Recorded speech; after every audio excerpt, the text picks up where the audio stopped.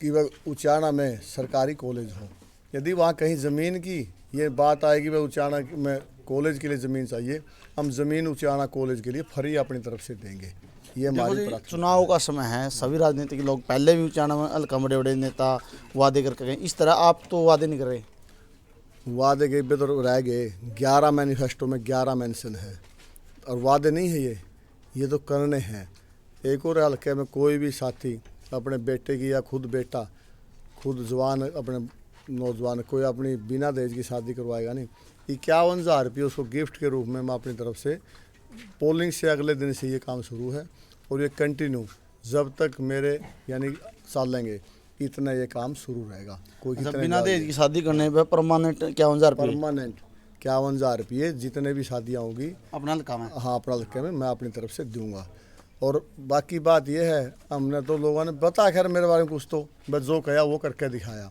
सारे भाइयों भाई राम राम। चुनाव का आपने बेरा दौर चल रहा है और लगातार गाँव में राजनीति के लोग आन जान ले रहे हैं। तो आज हम चैनल का सबसे बड़ा गांव में 76 सबकी क्षेत्र अपना पैतृक गांव है और भाई दिलबाग संडील जो एक समाज सेवी व्यक्ति हैं लगातार गाँव में डोर टू डोर ला रहे हैं करना। तो एक प्रोग्राम था और बातचीत कराई। राम राम जी राम राम भाई। कैसा प्यार प्रेम मिलना है जनता का? प्यार प्रेम तो बहुत ज़बरदस्त मिलने लग रहा है और लोगों में उत्साह है और जोश है कि अपने भाई को जिताना है। तो आज छत्र गाँव में दीपेंद्र हुड्डा भी आया है, विजेंद्र सांसद ने जो प्रोग्राम रखे, तो आप क्या मानो चीज़ में? विजेंद्र की एक बात तो पता लग गया कि भाई दीपेंद्र हुड्डा के बुलाने के पीछे उसने ये तो निश्चित हो गया, उसके मन में ये बात तो बैठ गया भाई मेरी हार पक्की है। क्योंकि नहीं ये तो वो लोग थे जो दे हमने किसी ने बुलाए कर दे। आज दीपेंद्र हुड्डा को बुलाना लोगों ने भी इस बात का पता है, वह उसके पीछे इनकी पता है, लोगों का इनका समर्थन ही नहीं मिलेगा। ये इनकी सोच है कि वह हुड्डा साहब को बुलाएगा, दीपेंद्र जी को बुलाया क्या ना और क्योंकि उसके जो कार्य करता है वो तारे साथ लग जाए। आज ये सारे कंडे अपना लग रहे हैं लेकिन जनता इनको नहीं चाहती, जनता इनको नकार चुकी है, इनकी हार निश्चित है। तो दिलबाग जी कल एक वीडियो देखी थी आपने और हम उसने कवरेज करके यहाँ थुआ गांव में देखो राजनीतिक लोग सारे हैं लेकिन उस बच्चा की मतलब ज़िंदगी और मौत लड़ना ही रहा है, लेकिन आपकी तरफ तो मदद गई है, लेकिन और नेताओं ने किसी ने मदद नहीं करी है। और मदद करने वाला जायम तो कर रहा है नहीं, कोई समाज सेवी बना है, कोई किसान का तेजी बना है, समाज की सेवा सबसे बड़ी सेवा वह है जो आपने वहाँ पर करी है। ये सारे डोंग रहते हैं राजनीति के, अपने अंदर भाई डोंग नहीं है। अब मैंने तो ज़रा भी जिसकी कड़ियाँ भी मदद करी है नहीं, आज तक मैंने न्यू को नहीं कहा मैंने मदद कर दी। अरे ईब आपने पूछ लिया, ईब थोड़ा कहना मैं भी न्यू शर्म आवा मैं के कमा नहीं तो मैंने मेरे सुनना ये सारे हथकंडे अपना हुआ है। बोला मैं समाज सेवी हूँ, समाज सेवी को नहीं, ये तो लूटपाट में चाहने वाले हैं, ये सारे जोड़ी ठाए फिरे हैं। मैं तो किसी एक विशेष की बात करूँगा जो एक तो हमारा साथी वो सवेरे जोड़ी ठाए खड़े हो जाए घर घर गांड के ना गाँव गाँव में इकट्ठे करा और से बहन जी और से बेबे और से बुआओ किसी ने नहीं बख्शदा, सब पे बोला मन दे दो। तो हमारे अंदर ये नहीं है, अपना अंदर तो ये है कि वह हम समाज सेवा करा दो किसी गरीब की आम की जहाँ तक हम कर सका तो वो करा और ना आज तक मन दिखावा करा कर दे। ये चीज़ आपने पूछ ली। मेरे पास 10 आदमी थुआ गांव के उस लड़के को लेकर आए थे, उसने बताया था भाई मेरा 25 लाख रुपए का खर्च है जी, डॉक्टर ने बताया है। कहीं न कहीं मेरी ज़िंदगी का पहिया कुछ दिन और या कुछ साल और चल पड़ा। जब उन्होंने मेरे तक कई बार डिमांड करी कि भाई आप इनको मदद करो तो मैं बोला हाँ भाई 51,000 रुपये मैंने अपनी तरफ से बोल दिया था। और दूसरा फिर उन्होंने कहा नहीं भाई 51 की बजाय आपने 2 लाख रुपये देने हैं। तो मैं 10 आदमी का बोझ मेरे पे, मैं पहले भी कहा है बस जरा 10 आदमी और थोड़ा ये कह देने वरना ये ज़रूर करना पड़ेगा, मेरे पे आज तक उठे ही नहीं। तो उसको ये हमने मदद करी थी। देखो जी दिलबाग जी सवाल हम भी पूछना चाहते हैं लेकिन उसकी पहला हमने चैनल के माध्यम से मदद कराई थी। तो कल हम उससे भाई से मिलने गए तो उसने यह बात खुद ने बताई, लेकिन और भी राजनीतिक लोग हैं लेकिन उनसे भी हमने चैनल के माध्यम से अपील करी थी कल भाई आप लोगों भी इसमें सहयोग करो। तो इस करके ये सवाल था न कि हमने इस चीज़ का कोई वो था। देखो दिलबाग जी उस चैनल का मेन पॉइंट है बड़े बड़े राजनीतिक घराने रह लिए लेकिन फिर भी पिछड़े वर्ग में आवा है, इसका कारण क्या है? सारा मालदंड उठ के खाए जाए हैं। ये तो राजनीति और में जो है नहीं चौधरी साहब अब सिर्फ ये कहा बोला मैं ईमानदार, कोई ईमानदारी नहीं। आज चौधरी साहब की जो धर्मपत्नी है मैडम प्रेमलता जी एक बैंक की वाइस प्रेसिडेंट है। यदि वो कुछ चाहती, हमारे मैं कहूँगा कई हज़ार लड़कियों को तो वो उसमें रोज़गार दिला सके थे। इनका बेटा डीसी रहा, ये खुद मंत्री रहे। एक एक समय में जब इतनी पावर एक घर में हो, कई हज़ार बच्चों को लाइसेंस बनवा सके थे, आर्म लाइसेंस, जिससे बच्चों को रोज़गार मिलता।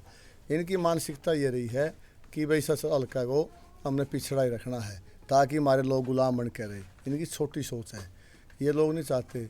और मैं तो ये कहूँगा उसका रिजल्ट आज इनके सामने भी है। ये नहीं चाहते थे, लोग नहीं चाहते, उल्टा है ये। पहले लोगों ने इन्होंने लोगों को नहीं चाहा, आज लोगों ने इनको नकार दिया। क्षेत्र गांव में जो अपने सहयोग मिले हैं, प्रोग्राम मिले हैं, तो मतलब बाहर रुकाना पड़ रहा है क्षेत्र जो मैं एक तरफ संदीप भाई ताते पूछ लें तो किसा माहौल है क्षेत्र गांव में? एक तरफा माहौल है भाई क्षेत्र का। नहीं, आज दीपेंद्र हुड्डा भी आ रहा है तो उसका कुछ बदला माहौल है? कुछ माहौल नहीं बदलता भाई, वही माहौल है जो पहला था, उसके वहीं वोट पहला है, चाहे किसी ने ले आओ वहाँ इतने वोट रहेंगे उसके भाई। अच्छा दिलबाग जी, आपके मानो दीपेंद्र हुड्डा का क्षेत्र गांव में आना माहौल में बदला हुआ, चेंज हुआ कुछ? नहीं, मेरे को लगता, देखो दीपेंद्र हुड्डा खुद होते तो कुछ न कुछ उनके प्रति लोगों में थी, और यह हमारे जैसा होता फिर था। और जो अभी आपको बताई थी ना, वो मैडम प्रेमलता वह किसी बैंक की वाइस प्रेसिडेंट है, वो उनकी विजेंद्र जो हमारे अभी इलेक्शन लड़ रहे, चुनाव लड़ रहे हैं नहीं विधानसभा का, वो विजेंद्र की धर्मपत्नी है, एक वाइस प्रेसिडेंट एक बैंक की। और माहौल कुछ नहीं बदलना भाई, लोगों ने अपना मन बना रखा है। माहौल तो बदलना था तो वो टिकट दे किसी और को देने, नहीं ये टिकट ना बिकती। चौधरी साहब गए थे 100 करोड़ में कांग्रेस पार्टी टिकट बिका, ये टिकट ना बिकती, नहीं किसी आम के हाथ में देनी थी पार्टी ने, तो माहौल बदलता। अब तो माहौल बदलना नहीं है। अगर उचाना जनता अपने सेवा करना मौका मिलता तो आपके एजेंडे के रहूँगे? एजेंडे तो मेरे तो बहुत सारे हैं, लेकिन मेन क्या है, एक तो हमने हल्के में अपनी तरफ से जो गरीब परिवार हैं जिनके मकान करने में, उनके मकान सरकार कोई भी आए और वो बनते ही हमने सबसे पहले अपनी तरफ से वो मकान बनाने हैं। दूसरा ये है कि एक शिक्षा के लिए एकेडमी, खेलों के लिए एकेडमी हमने block wise 2 academy with coach की हमने वो बनानी है।